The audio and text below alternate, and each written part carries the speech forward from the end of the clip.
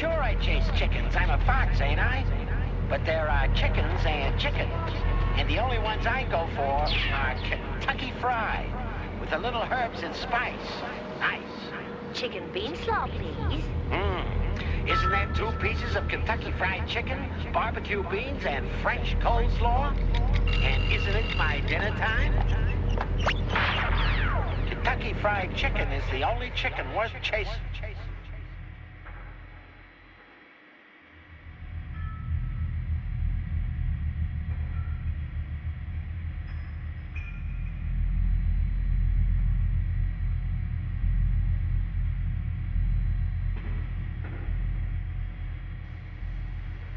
You know, every time you tuck into Kentucky Fried Chicken, you're assured of fresh chicken cooked right here in the store. We take tender chicken and coat it in 11 different herbs and spices to the Colonel's secret recipe. Then it's deep fried the original Kentucky way.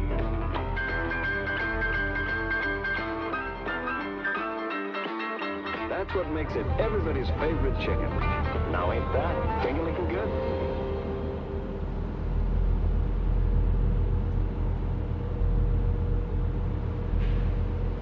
You know, every time you tuck into Kentucky Fried Chicken, you're assured of fresh chicken cooked right here in the store. We take tender chicken and coat it in 11 different herbs and spices to the Colonel's secret recipe.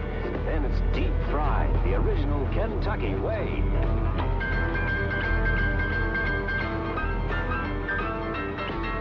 That's what makes it everybody's favorite chicken.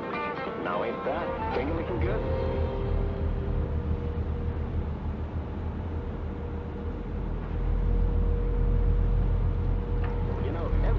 Tuck into Kentucky Fried Chicken, you're assured of fresh chicken cooked right here in the store.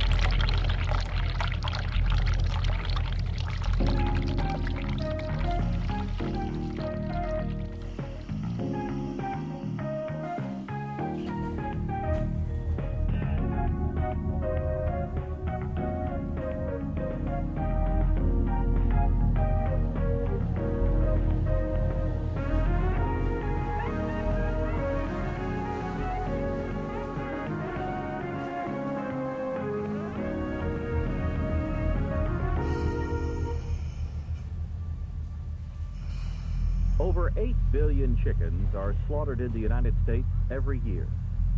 To reach this tremendous level of production, the poultry slaughter operation has become a highly specialized and complex process. The size, speed, and setup of poultry slaughter plants vary greatly. The smallest of plants may slaughter only a few hundred a day, while the largest operations are capable of processing more than 30,000 per hour. In this video, you will be shown an overview of the poultry slaughter process as it happens in a large, modern poultry plant. Keep in mind that some procedures will differ from plant to plant, depending upon the setup and needs of the establishment. Poultry are transported to the plant in cages and are unloaded onto a conveyor belt, which slowly moves them into the plant, where the slaughter process begins. The birds are hung by the feet in metal shackles, where they move quickly through an electric stunning apparatus to render them unconscious. The birds are then killed by passing through a machine which makes a single incision across the throat to sever the major arteries and veins. They are allowed a period of time to bleed out, what is commonly called a blood tunnel. At the end of the blood tunnel, the birds are immersed in a long scalding tank, which is filled with water at a temperature of approximately 130 degrees Fahrenheit. The purpose of the scalding tank is to loosen feathers and facilitate their removal in the next step. After scalding, the birds will pass through a series of machines commonly called picking machines. These machines utilize rotating rubber fingers to remove feathers by means of friction. The heads are now removed, and the birds proceed through an auxiliary scalder and picking machine, which aids in the removal of remaining feathers from the neck and wing area.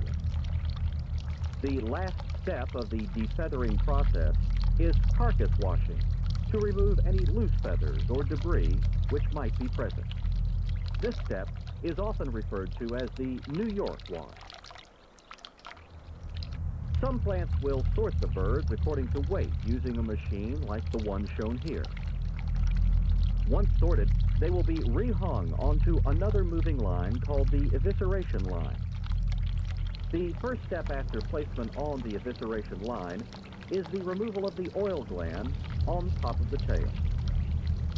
Next, the carcasses proceed through a machine called a venter, which makes an incision around the cloaca and removes it and the terminal portion of the large intestine from the pelvic cavity.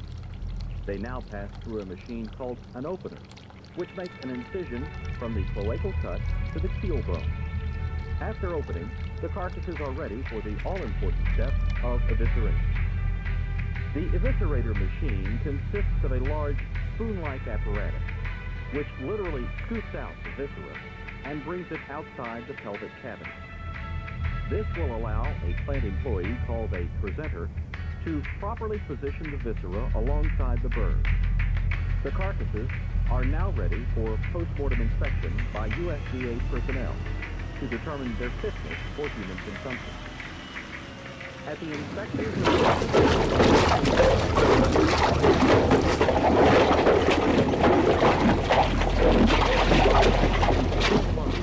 where the edible viscera parts are removed from the